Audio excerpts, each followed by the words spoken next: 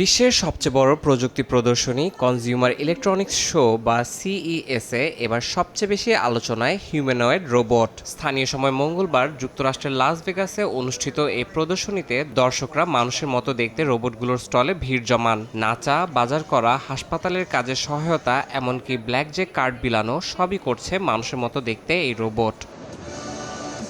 মেলার প্রথম দিনেই একাধিক প্রযুক্তি প্রতিষ্ঠান প্রদর্শন করেছে আধুনিক হিউম্যানয়েড রোবট। কিছু রোবট দোকান থেকে পণ্য বেছে নিচ্ছে ও তাক ভরছে, কিছু স্বাস্থ্যসেবায় সহায়তা ও একাকিত্ব কমানোর জন্য ডিজাইন করা। আবার একটি রোবট ক্যাসিনো গেম ব্ল্যাক জ্যাকে কার্ড ডিল করে নজর কাড়ছে দর্শনার্থীদের।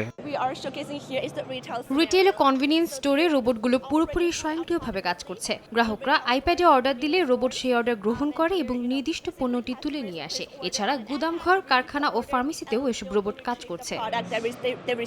মেলায় আসা দর্শনার্থীরা জানান, এ ধরনের রোবট তাদের দৈনন্দিন কাজ যেমন বিছানা গুছিয়ে দেওয়া ও ঘর পরিষ্কার করা আরো সহজ করে দেবে। তাদের মতে এই ধরনের প্রযুক্তি বিশ্বকে অনেকটাই এগিয়ে নেবে।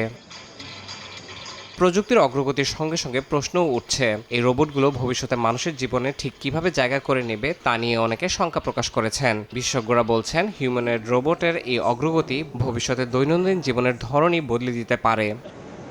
ইয়াসিন মোহাম্মদ জিসান, সময় সংবাদ।